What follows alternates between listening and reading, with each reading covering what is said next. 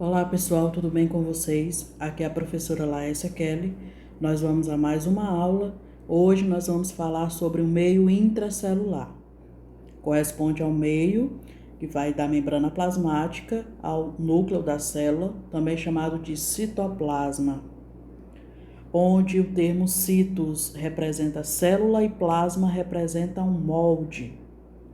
Dentro do citoplasma há um material gelatinoso, que é o citosol, também chamado de hialoplasma, onde esse termo hialo representa vidro ou então matriz citoplasmática. É no citoplasma da célula onde ocorre a maior quantidade das reações químicas do metabolismo. E é no citoplasma onde estão mergulhadas várias organelas. Então, todo o espaço compreendido da membrana plasmática ao núcleo, nós chamamos de citoplasma, ou então matriz citoplasmática. Diferente aqui do que está demonstrado nessa célula em 3D, o citoplasma ele não é só água, né? E outros elementos, sais minerais, não. Ele também possui um tipo de esqueleto que serve para sustentação. Nós chamamos esse esqueleto de citoesqueleto. A diferença na concentração de proteínas que vão compor o citoesqueleto confere ao citoplasma duas zonas distintas. Próximo à membrana plasmática, existe uma maior concentração de proteínas do microfilamento, que dá um aspecto mais gelatinoso. Nós chamamos essa zona externa, mais próximo da membrana, de ectoplasma, onde ecto está voltado para fora. Ela é mais viscosa, mais gelatinosa. Enquanto a parte interna em contato com o núcleo, ela é mais líquida, nós chamamos de endoplasma. Endo significa para dentro. Isso confere ao citoplasma movimentos de correnteza muito observado nas células vegetais. Esse movimento é chamado de ciclose e ela é realizada no sentido anti-horário. A ciclose ela é importante para facilitar a circulação de nutrientes e também a circulação de organelas e nutrientes entre essas organelas. Vamos observar essa ciclose aqui nesse pequeno trecho de um vídeo. Não posso colocar todo devido aos direitos autorais, mas você observa que o citoplasma ele é algo vivo, né? Ele se movimenta.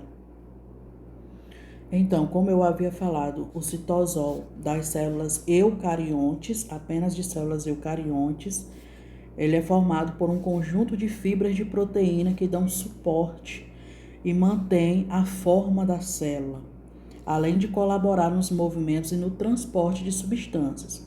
Esses conjuntos de fibras nós chamamos de citoesqueleto, que realmente funciona como se fosse um esqueleto, mas também como se fosse uma musculatura para a célula. As células procariontes não possuem esse tipo de proteína, tá? Vamos aqui aos dois tipos principais que formam o citoesqueleto, que são os microfilamentos e os microtúbulos. Os microfilamentos são uniões de proteína actina e miosina. Nós temos aqui mais ou menos como seria a composição deles. Eles ajudam a manter a forma da célula e eles estão mais presentes ali naquela face interna da membrana plasmática. São formados pela união, como eu falei, da proteína actina e atua em certos movimentos da célula graças à sua capacidade de contração. Com outras proteínas, eles participam da contração das células musculares, da ciclose, como eu falei ainda há pouco na célula vegetal, da corrente de citoplasma ao redor do vacúolo da célula vegetal, que ajuda a distribuir substâncias pela célula, da emissão de pseudópodes presentes na fagocitose. Vamos observar aqui como ocorre a formação do pseudópode. Nós temos aqui paramécio, e ele está sendo encurralado por uma ameba. Você está observando que a ameba ela está projetando falsos pés, que são os pseudópodes, na intenção de englobar o alimento dela, né, o paramécio. Aqui você já observa os pseudópodes já no processo mais avançado, onde o paramécio não tem mais para onde fugir. Pronto. Aqui nós temos a fagocitose, quando um ser engloba uma partícula sólida. Ocorre a formação de um vacúolo digestivo, que é o vacúolo do fagossomo, que vai sofrer a ação das enzimas dos lisossomos e aquele alimento vai ser digerido, tá? Então, os microfilamentos, eles atuam na formação, na emissão dos pseudópodes. Já os microtúbulos, eles atuam na sustentação e no transporte de organelas no interior da célula, são formados principalmente pela proteína tubulina. Eles atuam no movimento dos cromossomos durante a divisão celular, também ajudam na formação dos centríolos. Agora a gente vai dar atenção aos centríolos.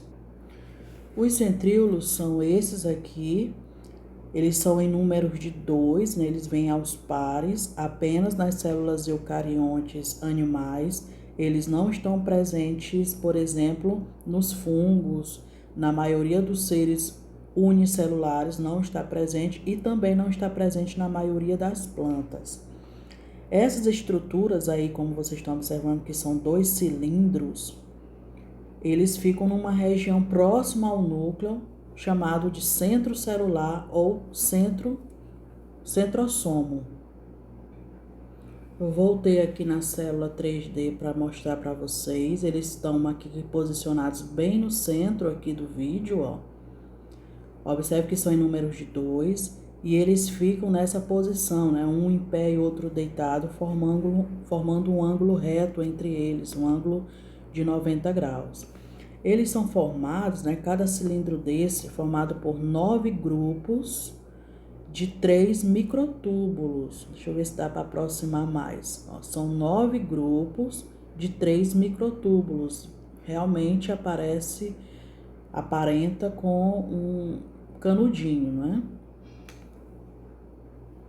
Os centríolos colaboram na formação dos cílios e dos flagelos. Então, nós temos aqui estruturas, o flagelo, os cílios, que são esses menores. Basicamente, eles são formados pela mesma estrutura,